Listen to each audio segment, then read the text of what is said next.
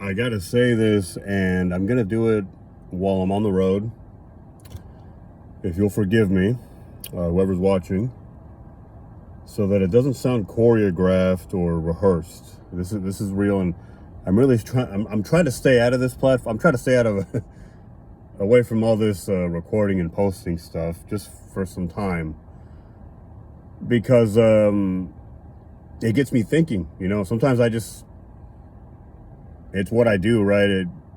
If I get used to posting things, I just sometimes will find myself thinking just to have things to post. All I wanted to say, and I will make this quick, I promise.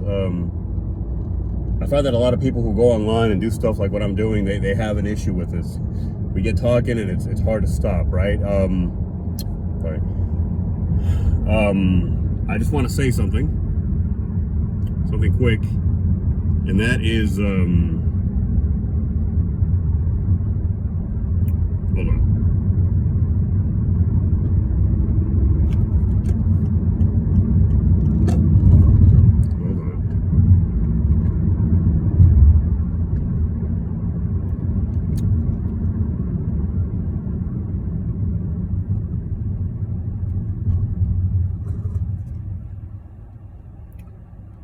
It's really hard to say bad things about distracted drivers when I'm doing what I'm doing right now.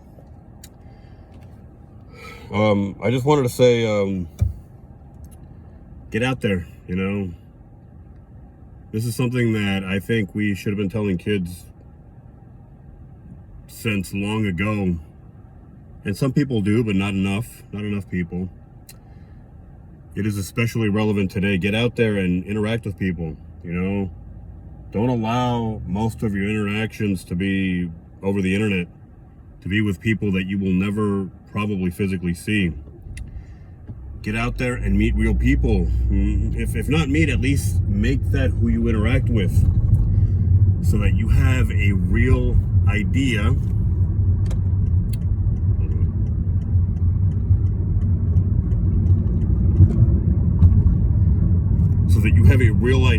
of who people are.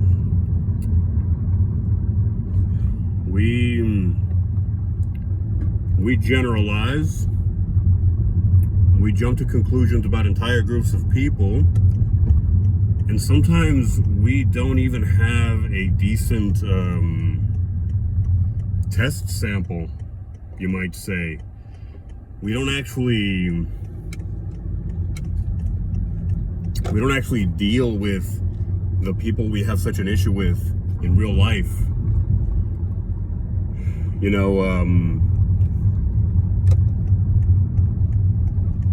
don't have that face-to-face interaction. The best we ever get nowadays, oftentimes in terms of FaceTime, is FaceTime. Apple's FaceTime, which is complete bullshit. That's not real FaceTime. That's it's close enough, I guess, if you can do no better. If you can do no better than Zoom or Skype or FaceTime, I guess it's close enough, but it's not close enough. And it's not good enough. I don't think it is. I really don't. How often, and I want to preface, I know I'm going on 4 minutes now. I want to preface what I'm about to say with a statement. Shitty people come in all shapes and sizes. We got to remember that. And people can be shitty. All right. I'm being raw right now. I'm not having the luxury of sitting down in a calm space, free of absolutely any anxiety or anything like that. I mean, I'm relatively calm, but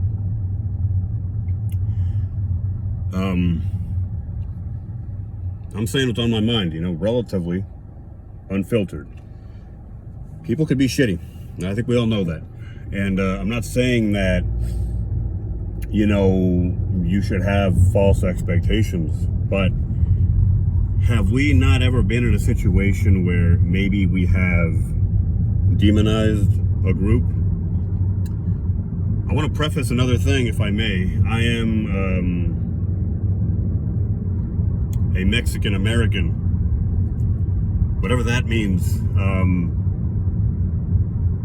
I worked for the census back in 2010, and at that time, I don't know if anything's changed.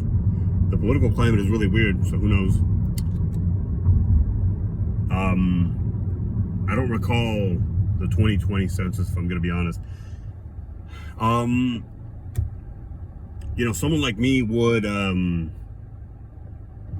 identify. There's that word, identify. It's a word I don't particularly like, if I'm going to be honest. Not nowadays. I don't like all the nuance that comes with it, but I won't go there. Someone like me would identify as white, probably. Right? It was a little odd, and I guess being Hispanic can be a little bit in that sense, in that you can be Hispanic or Latino, as they call it, and you can be white, or you can be Asian, or you can be you could be black, right? And everything in between. You can be indigenous. Absolutely, you can be indigenous. I think we all know that. So there's a preface, right? I'm Mexican. I don't like the term passing, because can I really use that? I mean, I think it's popularized among black people, and I don't even want to go there. I mean, it's one of those quirks of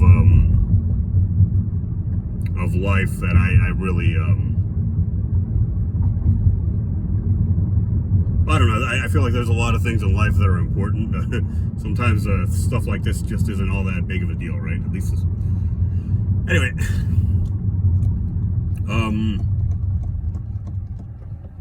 I guess I've been able to avoid extremes for a lot of my life.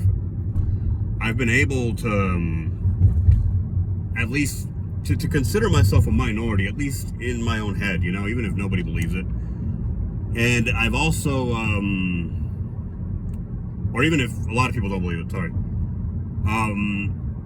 But I've also been able to get how to word this? I don't want to say get away with, but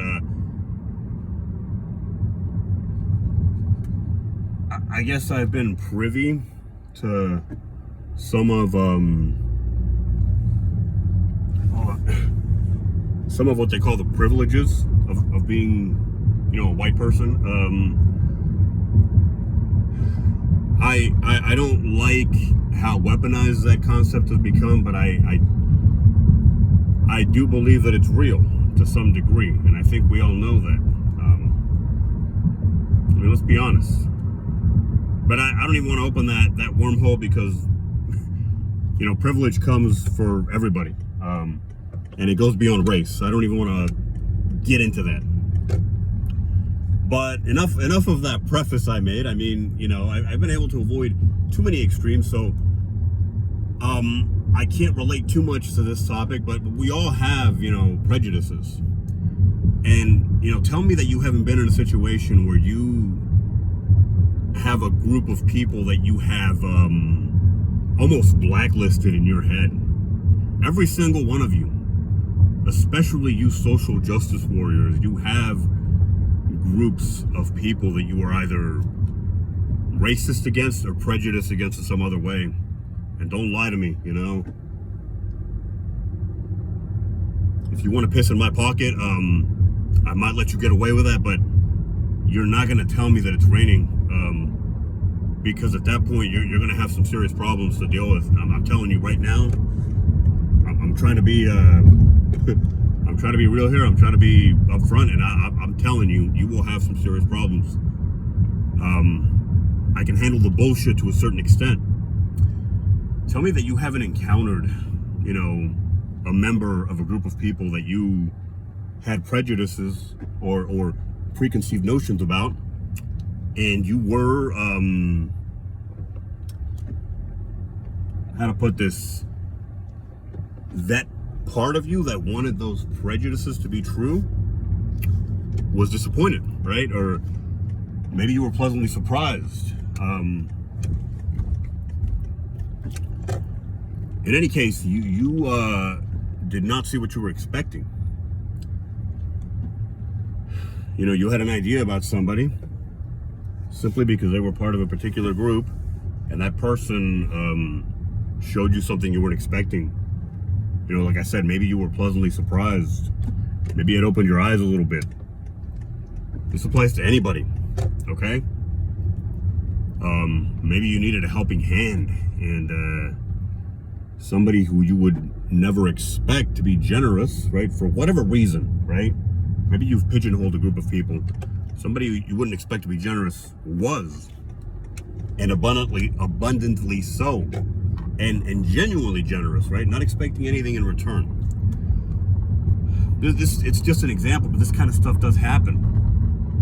And back to the point I made, you know, and I'll nip it in the bud here. I'll conclude it. If you know, don't take this as an order. I'm stating it very directly. I apologize, but you know, get out there and meet people. You know, get out there and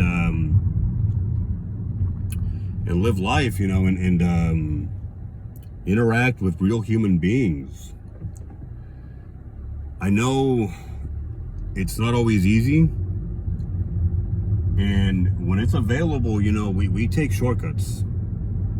You know, nowadays you've got this shortcut of social media. I mean, who wants to get out? Who wants to get out into the world and run into real human beings, you know, who are significantly more dangerous? At least in our heads, they are, and maybe in reality, are significantly more dangerous than words on a screen. Even though that is a very debatable notion right there. But yeah, I mean, if you can, you know, I would say it is a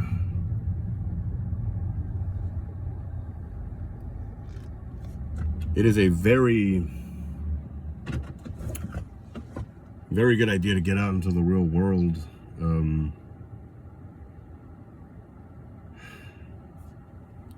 You know, and it's not as hard as you might think. You know, I feel for this generation. I think, I don't want to be harsh, but I think this generation, or the generations that are coming of age right now, have been significantly coddled. And I'm not trying to put anybody down. A more generous way to word it would be that habits have been built that are really not good. You know, bad habits. Habits as simple as I already mentioned, not getting out and interacting with people, not getting out and you know, touching the grass out in the world, or the dirt even, right? It's just, I don't think I need to really get into it. It's been covered, and I'm sure if it hasn't been covered, it should have been by many people. This is common knowledge. You know, technology has advanced at an astronomical rate, and it's continuing to advance, and it's going to get worse. You know, for some of us older people, and I say I'm 36, you know, older, I mean, you know, maybe 30 and above, maybe even a little bit younger than that. Some of us actually know what it is to get out to some degree and be part of the world. And we just forget, you know, and the temptation is there, right? You know, what do I want to do most days when I get off work, especially after a long, grueling shift? I want to get home, I want to make a coffee, and I want to just sit down and put on the YouTube. Maybe watch an interview, right? An interview about what? About real life, right? Ironically, I want to just sit down and see some people talk. And there's nothing wrong with that. It sounds a little bit derisive when I put it that way, but I like meetings of minds. You know, I like that stuff. I like conversing with people. I like seeing people converse. Point I'm making, you know, I understand. And it's hard, you know, because the appeal is just not there like it used to be. You know, even when we didn't have such technology at our fingertips, people probably had to force their kids to get out, you know, and I know there's also the fact that, you know, the world is dangerous. I mean, you don't have to remind me of that. You know, I've seen enough of those documentaries. I've seen enough of those news reports. It's horrible shit. But at the risk of sounding callous, risk is a part of life, unfortunately.